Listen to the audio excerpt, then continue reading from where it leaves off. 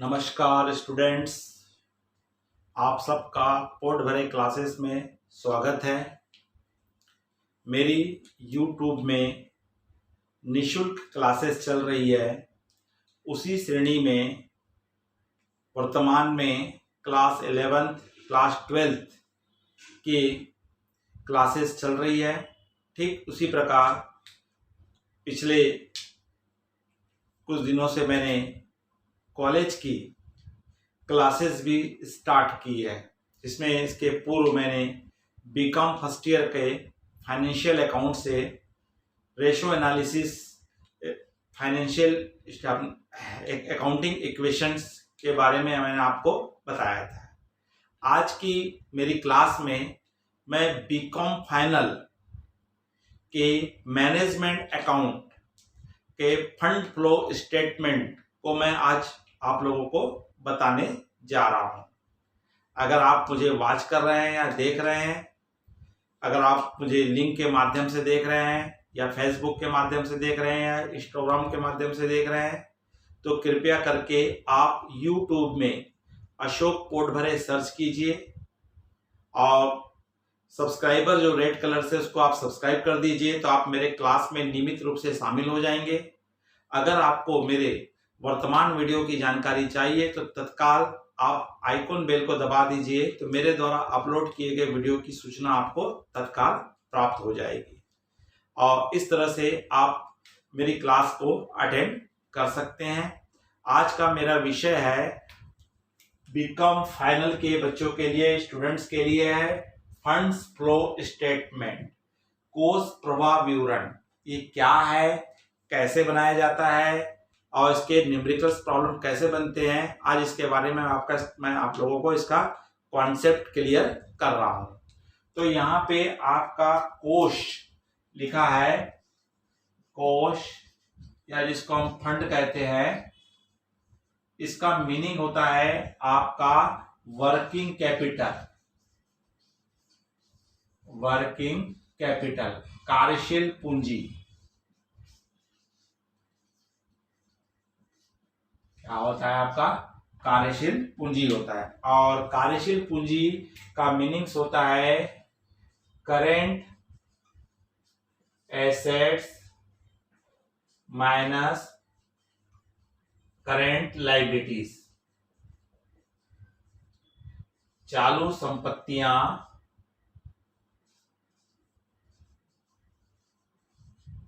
Minus चालू दायित्व।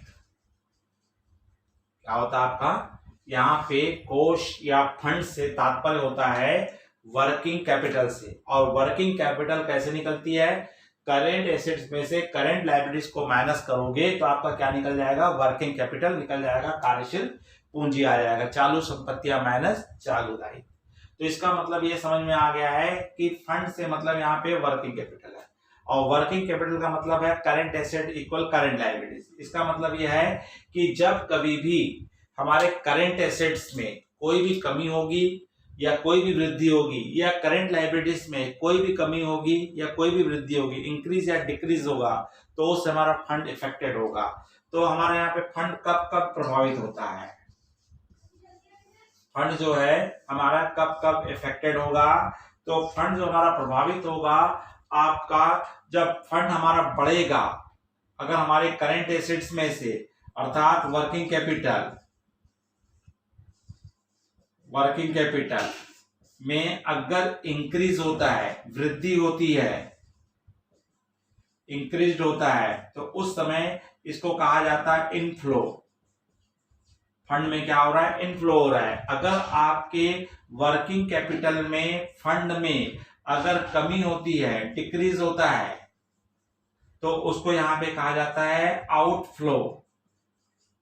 क्या कहा जाता है? यहाँ पे आउटफ्लो कहा जाता है।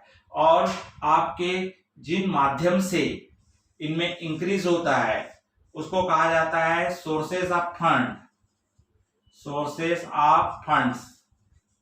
और आपके जो भी इसमें आपकी कमी होता है तो आपको यूजेस ऑफ फंड कहा जाता है।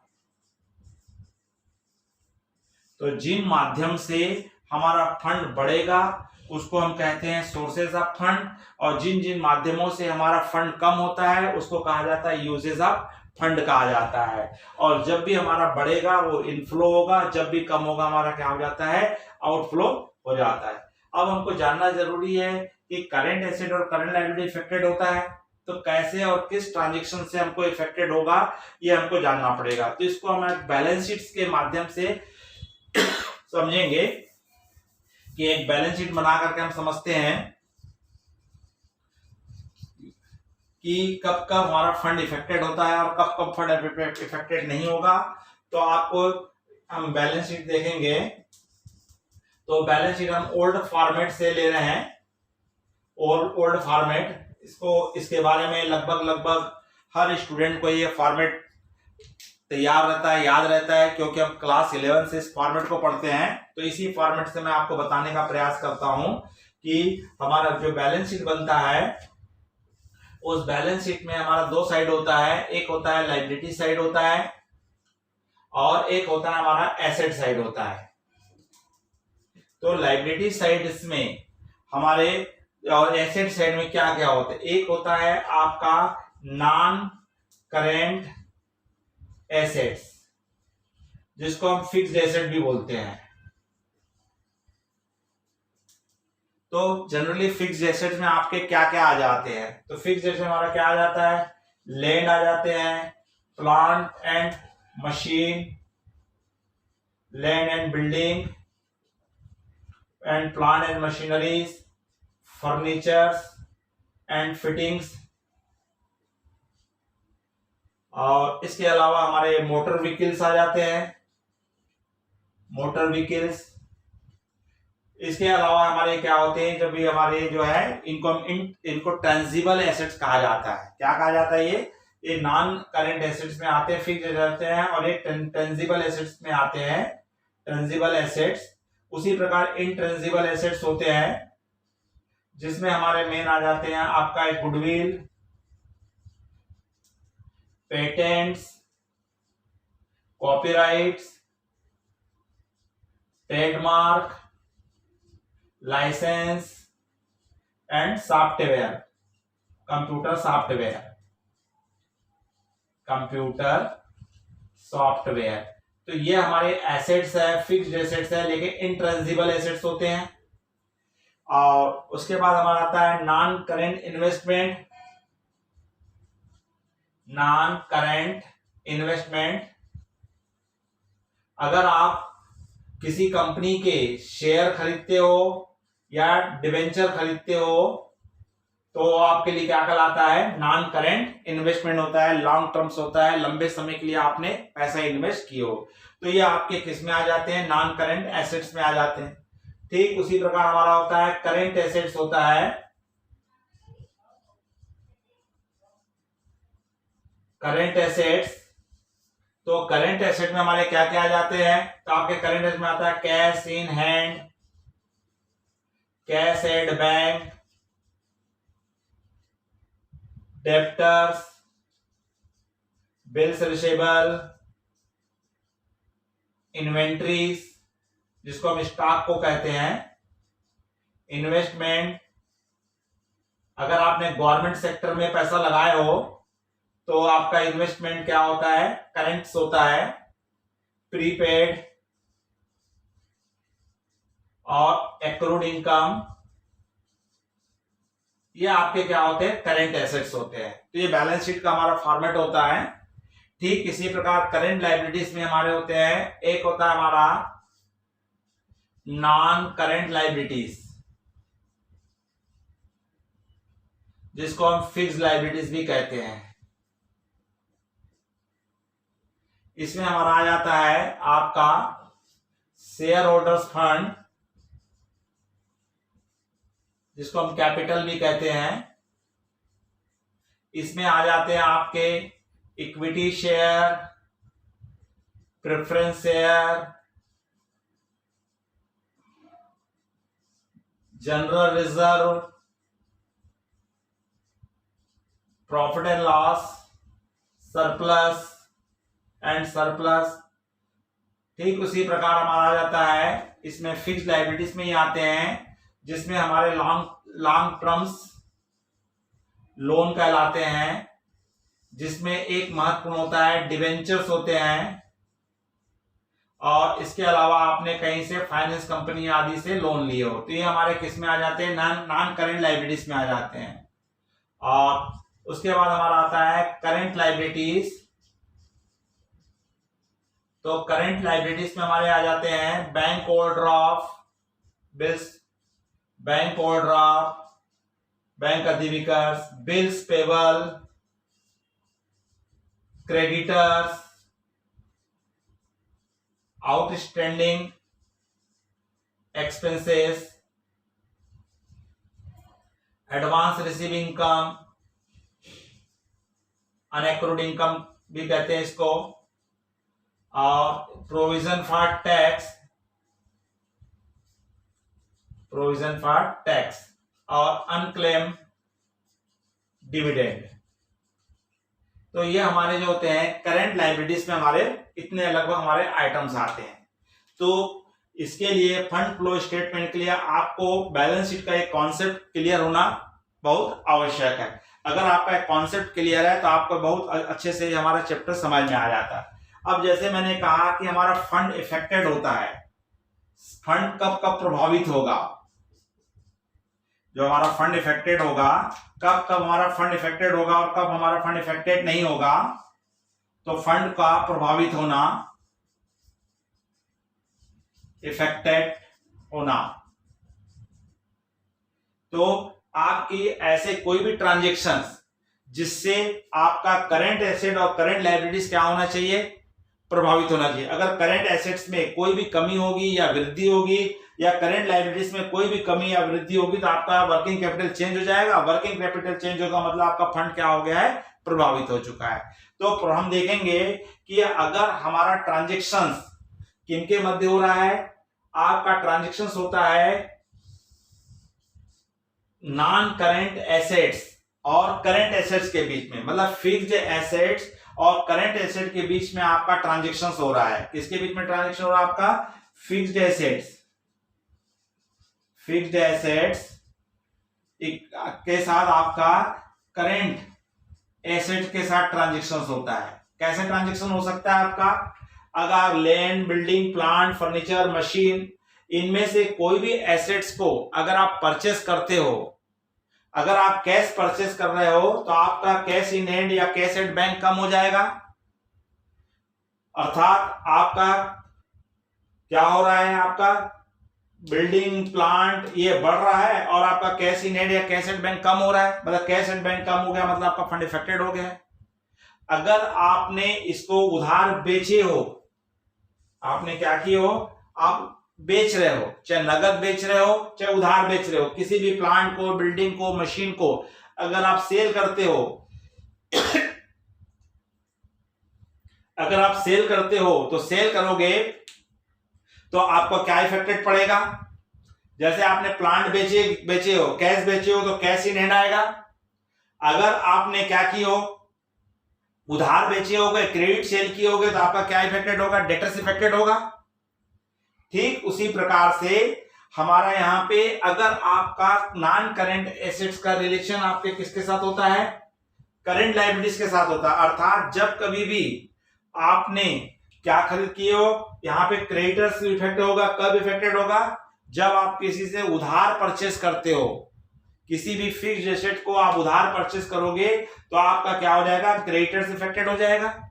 तो इसका मतलब यह है कि आपका फिक्स्ड एसेट्स और करंट एसेट के बीच में कोई भी ट्रांजैक्शन होगा, चाहे आप खरीदोगे बेचोगे, या ठीक उसी प्रकार हमारा होता है फिक्स्ड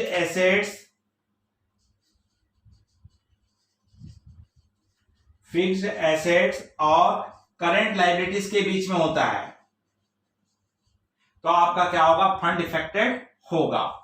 बहुत हमारे ऐसे कोई ट्रांजैक्शंस नहीं है जो किनके बीच में हो रहे हो, करंट लायबिलिटीज और करंट एसेट्स के भी है, करंट नॉन करंट लायबिलिटीज और नॉन करंट लायबिलिटीज के बीच में ऐसे कोई भी ट्रांजैक्शंस हमारे नहीं होते। हाँ, आपके ट्रांजैक्शंस किसके होंगे, आपका हो जाता है फिक्स्ड लायबिलिटीज और किसके बीच में हो रहा है? आपका करेंट एसेट के बीच में होता है। ये ट्रांजेक्शन कैसे होगा? अगर आपने मार्केट में न्यू इक्विटी शेयर लाए हो तो कैश इन हैंड और कैश एट बैंक बढ़ेगा, या प्रेफरेंस शेयर इश्यू की हो अगेंस्ट आप कैश, या आपने डिबेंचर इश्यू की हो अगेंस्ट आप कैश, या बैंक आदि से लोन लिए हो तो आपका कैश इन हैंड और कैश एट बैंक क्या होगा? बढ़ेगा। हाँ, अगर आप पेमेंट क्या होते हैं, कैपिटल रिफंड कर रहे हो, व कैपिटल रिडेम्पशंस कर रहे हो, या लोन को वापस कर रहे हो, या प्रेफरेंस शेयर को वापस कर रहे हो, तब भी आपका क्या होगा? फंड इफेक्टेड होगा। इसका मतलब आपका फिक्स्ड एसेट और करंट एसेट के बीच में, और फिक्स्ड एसेट और करंट लायबिलिटीज के बीच में, और फिक्स्ड लायबिलिटीज और करंट लायबिलिटीज के बीच में अगर कोई भी ट्रांजेक्शन होगा तो आपका फंड क्या हो रहा है? प्रभावित हो रहा है, इफेक्टेड हो रहा है। और आपका फंड इफेक्टेड कब नहीं होगा? फंड प्रभावित नहीं हो रहा है, फंड प्रभावित आपका नहीं होगा। कब नहीं होगा? जब आपका ट्रांजेक्शन किनके मध्य हो रहा है? नॉन करेंट लायबिलिटीज और नॉन करेंट एसेट के बीच में। अर्थात हम ये कह सकते हैं फिक्स्ड एसेट्स और फिक्स्ड लायबिलिटीज के बीच में आपका ट्रांजेक्शन हो रहा है, तो आपका फंड इफेक्टेड नहीं होगा। कैसे?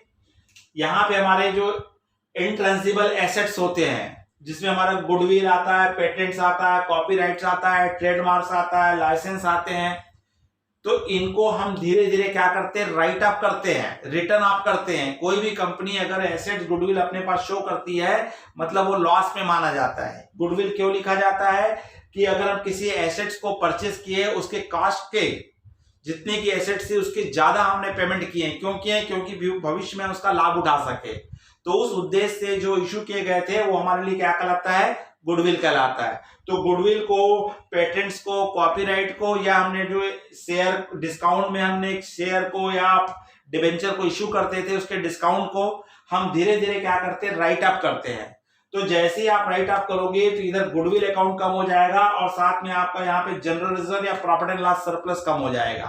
तो किसी भी इंट्रांजिबल एसेट्स को राइट अप किया जाता है, रिटर्न अप किया जाता है, तो वैसे ही हमारा तत्काल जनरल रिजर्व और प्रॉफिट एंड लॉस कम हो जाता है। मतलब आपका फिक्स्ड में से इंट्रांजिबल एसेट कम हुआ और इधर आपका क्या कम हो गया? आपका reserve and liabilities profit and loss कम हो गया। मतलब आपका करंट एसेट करंट लायबिलिटीज में किसी भी प्रकार का कोई प्रभाव नहीं पड़ा है, इसलिए फंड इफेक्टेड नहीं होगा। ठीक उसी प्रकार करंट लायबिलिटीज और करंट एसेट के बीच में अगर आपका रिलेशन हो रहा है, किनके बीच में संबंध हो रहा है? आपका करंट एसेट और करंट लायबिलिटीज के बीच में रिलेशन हो रहा है, ट्रांजेक्शन हो रहा है। जैसे एग्जांपल के रूप में आपने क्रेडिटर्स का पेमेंट किए हो, किसका पेमेंट किए हो? क्रेडिटर्स का पेमेंट किए हो। जैसे ही क्रेडिटर्स का पेमेंट करोगे इधर क्रेडिटर्स कम हो जाएगा, इधर कैश इन हैंड कम हो जाएगा, तो दोनों साइड का सेम अमाउंट का इफेक्ट पड़ा। या आपने यहाँ पे करंट आपका किनके बीच में हो रहा है? करंट एसेट के ही बीच में हो रहा है। आपको डेटर्स से आपको अमाउंट मिली है, जिनको उधार माल बेचे थे उसे 10,000 रुपए मिला है, तो आपका कैश बढ़ गया, डेटर्स कम हो गया, तो भी फंड इफेक्टेड नहीं होगा। तो इसका तात्पर्य यह है कि आपका फंड इफेक्टेड कब नहीं होगा? जब आपका करंट एसेट्स और करंट लायबिलिटीज के बीच में कोई ट्रांजेक्शन हो रहा है, या करंट एसेट्स और करंट एसेट्स के बीच में ही हो रहा है, तो भी आपका फंड इफेक्टेड नहीं बढ़ेगा। क्योंकि करंट एसेट करंट लायबिलिटीज हमेशा क्या होते हैं? या तो दोनों ही कम हो रहे हैं या दोनों ही हमारे क्या हो रहे हैं? बढ़ रहे हैं। मतलब एरो का निशान दोनों एक ही साइड जा रहा है। फंड इफेक्टेड तभी होता है जब एक एरो एक साइड से आ रहा है तो एरो अपोजिट साइड में जाएंगे तो आपका फंड इफेक्टेड होता है, अन्यथा हमारा फंड इफेक्टेड नहीं होता है। तो इस तरह से हमको यहां ध्यान रखना पड़ेगा, जब आप फंड बनाएंगे तो कब कब हमारा फंड इफेक्टेड प्रभावित होगा, अब कब कब फंड इफेक्टेड नहीं होगा। तो कब प्रभावित होता है? जब आपका फिक्स्ड एसेट और करंट एसेट के बीच में ट्रांजेक्शन होगा, फिक्स्ड एसेट और करंट लायबिलिटीज के बीच में होगा, और फिक्स्ड लायबिलिटीज और करंट एसेट के बीच में होगा। इफेक्टेड कब नहीं होता है? फिक्स्ड एसेट और फिक्स्ड एसेट के बीच में, करंट एसेट और करंट लायबिलिटीज में हो रहा है, और दोनों में हमारा क्या हो रहा है? या तो कम हो रहा होगा या तो दोनों बढ़ रहा होगा, या करंट एसेट और करंट एसेट का करंट एसेट के साथ ही ट्रांजेक्शन हो रहा है, तो भी फंड इफेक्टेड नहीं होगा। तो अब उसके बाद हम देखेंगे कि यहाँ पे अगर ये हमारा कॉन्सेप्ट क्लियर है तो यहाँ पे हमको कौन कौन से अकाउंट यहाँ पे हमको बनाने होते हैं, कौन कौन से अकाउंट्स हमारे बनाए जाएंगे।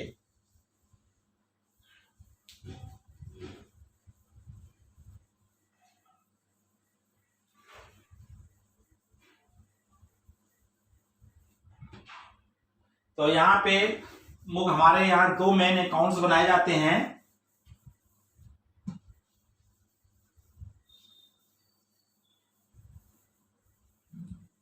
एक आपका बनेगा, आपका फर्स्ट अकाउंट बनेगा statement of working capital change.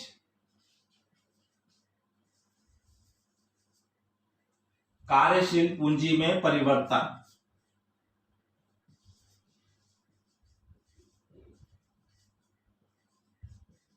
विवरण पत्र। तो आपका पहला अकाउंट यहां क्या बनाएंगे, schedule of working capital change या statement of working capital change आएगा, कार्यशील पूंजी में परिवर्तन। ये पूरा हमारा करेंट एसेट्स और करेंट लायबिलिटीज में जो परिवर्तन हो रहा है प्रीवियस ईयर की तुलना में इस साल में, उसको बेस मान के बनाया जाएगा। और दूसरा इसमें बनेगा fund statement, fund flow statement. आपका कोष प्रवाह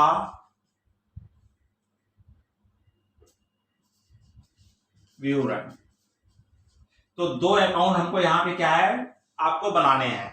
तो पहला अकाउंट हमारा बनेगा working capital change in the, किसको लेके बनाना है आपको, करेंट एसेट और करेंट लायबिलिटीज को लेके बनाना है। और दूसरा हमारा बनेगा फंड को स्टेटमेंट। तो हमारा जो फंड फ्लो स्टेटमेंट होता है उसमें हमको यहाँ पे दो साइड होंगे हमारे, या इसको स्टेटमेंट के रूप में बनाया जाता है। तो इसके डेबिट में आएगा सोर्सेस ऑफ फंड, और इधर हमारा आएगा यूजेस ऑफ फंड अमाउंट। तो ये फंड अकाउंट बनेगा। तो इसमें हमारा सबसे पहले आपको यहां पे ऑपरेटिंग प्रॉफिट आएगा, आपका ऑपरेटिंग प्रॉफिट। तो आपको यहां पे ऑपरेटिंग प्रॉफिट आएगा। अगर लॉस हो रहा होगा तो ऑपरेटिंग लॉस क्रेडिट में आएगा। इसके लिए हमको अलग से profit and loss adjustment account बनाना होगा, जिसको हम सीखेंगे। दूसरा हमको यहाँ पे वर्किंग कैपिटल शेड्यूल बनाना होता है कंपलसरी। तो वर्किंग कैपिटल हम शेड्यूल बनाएंगे, तो उस शेड्यूल में हमारी जो दो आंसर्स आएंगे, एक होगा इंक्रीज इन वर्किंग कैपिटल और एक होगा डिक्रीज इन वर्किंग कैपिटल। कार्यशील पूंजी में कमी और कार्यशील पूंजी में वृद्धि। तो यहां पे कार्यशील पूंजी में कमी आएगा, डिक्रीज्ड इन वर्किंग कैपिटल, कार्यशील पूंजी में कमी। और इसके विपरीत अगर आपकी कार्यशील पूंजी में क्या आ रहा है, वृद्धि आ रही है, तो इंक्रीज्ड इन वर्किंग कैपिटल, कार्यशील पूंजी में वृद्धि। तो ये दो आइटम आपके फंड स्टेटमेंट में जाएंगे, ये दोनों कैलकुलेशन किए जाएंगे। ये आपके क्वेश्चंस में आपको नहीं दिया जाएगा। ऑपरेटिंग प्रॉफिट, ऑपरेटिंग लॉस आपको ऑपरेटिंग प्रॉफिट अकाउंट या लॉस अकाउंट बना के निकालना होगा। और दूसरा कार्यशील पूंजी में कमी और वृद्धि, decrease in current asset and current liabilities, जो जिसके लिए वर्किंग कैपिटल शेड्यूल बनता है, जिसको अभी मैं बताऊंगा, तो वहां से इसको आपको निकाला जाएगा। और तीसरा हमारा आ जाता है यहाँ पे आपका, अब हमारा आ जाएगा फिक्स्ड एसेट्स के संबंध में। तो फिक्स्ड एसेट्स में कब वृद्धि होगी और कब कमी होगी, आपका सोर्सेस कब बनेगा। तो आप किसी भी एसेट्स को सोल्ड करोगे तो आपके पास कैश इन हैंड आएगा, या उधार बेचोगे डेटर्स बढ़ेगा। तो फंड आपका भी इंक्रीज कब होगा, आपका फिक्स्ड एसेट्स में डिक्रीज होने पर, डिक्रीज्ड इन फिक्स्ड एसेट्स, स्थायी संपत्ति में कमियां। और कमी कब होगी? जब आप सेल करोगे, सोल्ड करोगे, किसी भी संपत्ति का आप सोल्ड करोगे तो आपका फंड बढ़ेगा, आपके पास कैश इन हैंड आएगा या डेटर्स में इंक्रीज होगी। ठीक इसका उल्टा, आपका इंक्रीज्ड इन फिक्स्ड एसेट्स, संपत्ति में वृद्धि। और संपत्ति में वृद्धि कब होगी? जब आप एसेट्स को परचेस करोगे। जब भी हम बिल्डिंग, प्लांट, मशीनरी अगेंस्ट आप कैश या उधार हम खरीदते हैं तो हमारे पास से फंड क्या होगा? यूज होगा, पैसा हमारे पास से जाएगा। तो इसका मतलब क्या है? जितनी भी स्थायी संपत्तियों में फिक्स्ड एसेट्स में कमी होगी तो उसको डेबिट में लिखेंगे, और फिक्स्ड एसेट में वृद्धि होगी उसको कहां लिखेंगे? क्रेडिट में लिखेंगे। ठीक उसी प्रकार लायबिलिटीज का उल्टा हो जाएगा, इंक्रीज्ड इन फिक्स्ड लायबिलिटीज, स्थायी दायित्व में वृद्धि। तो आपके स्थायी दायित्व में वृद्धि कैसे होगी? इक्विटी शेयर कब बढ़ेंगे? जब आप नए शेयर इश्यू करोगे, नए डिवेंचर इश्यू करोगे, नए प्रेफरेंस इश्यू करोगे या लोन लोगे तो आपके पास cash in hand, cash at bank बढ़ेगा, अर्थात आपके कैपिटल में इंक्रीज हो जाएगी। तो इस तरह से आपका इश्यू ऑफ शेयर आते हैं, issue of share, debentures and loan. तो इससे आपका फंड बढ़ेगा। ठीक इसका उल्टा, आपका डिक्रीज्ड इन फिक्स्ड एसेट्स, आपका किसमें? स्थायी दायित्व में कमी। और स्थायी दायित्व में कमी कब आएगी? जब आप किसी भी लोन का वापस करोगे, कैपिटल रिटर्न करोगे तो आपके पास से क्या होगा? पैसा जाएगा। तो redemptions of equity share, redemptions of preference share या रिडेम्पशंस ऑन लोन या रिडेम्पशंस ऑन डिबेंचर, तो आपका फंड यूज होगा, पैसा जाएगा। और इसके अलावा हमारा आ जाता है डिविडेंड पेड। और अगर करेंट में आपने गवर्नमेंट को टैक्स पेड किए हो तो टैक्स पेड आएगा। तो इस तरह से फिर दोनों का आप टोटल करेंगे तो दोनों साइड का टोटल हमारा क्या आना चाहिए? इक्वल आना चाहिए। अगर दोनों साइड का टोटल आपका इक्वल आ जाता है तो आपका फंड स्टेटमेंट क्या बन जाता है? राइट हो जाता है। तो हमको यहाँ पे दो चीज का हमको कैलकुलेशन करना पड़ेगा।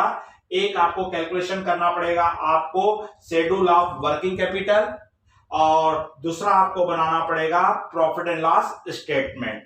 तो मैं आप लोगों को इसके सेकंड वीडियो में इस दोनों पॉइंट पे मैं डिस्कस करूंगा। Statement of working capital change किस प्रकार से निकाला जाएगा, और दूसरा हमारा इसके लिए दूसरा पॉइंट हमारा था ऑपरेटिंग प्रॉफिट और ऑपरेटिंग लॉस किस प्रकार से कैलकुलेट किया जाता है। तो ये आपको नेक्स्ट वीडियो में, आपको नेक्स्ट क्लास में इसको सीखने के लिए मिलेगा। अगर आपको ये वीडियो अच्छा लगा होगा तो लाइक कीजिए। अगर आपको जो भी चैप्टर्स पढ़ना चाहते हैं या जो भी आपको डाउट है आप कमेंट्स बॉक्स में लिखेंगे तो मैं आपको उस डाउट का आपको वीडियो बना करके आप लोगों के सामने प्रेजेंट करूंगा। अगर आप इस चैनल में नए हैं तो तुरंत सब्सक्राइब कर दीजिए। भविष्य में मेरी किसी एप्स में डायरेक्ट लाइव क्लास स्टार्ट होने वाली है जिसमें मैं आपको मैनेजमेंट अकाउंट को कंप्लीटेड, जो हमारे गुप्ता की बुक्स है उस बुक्स के आपको मैं कंप्लीट आपको फ्यूचर में कराने वाला हूं, जो KL गुप्ता क्या मैनेजमेंट अकाउंट है। ये बुक मैं आप लोगों को कंप्लीट कराऊंगा एप्स में, जिसमें आप उसके सदस्य बन सकते हैं। जब मेरे मेंबर्स बढ़ेंगे आप लोग के कमेंट्स बॉक्स में आएगा, अगर आवश्यकता है तो मैं इसके लिए लाइव क्लास स्टार्ट करूंगा। चलिए नमस्कार।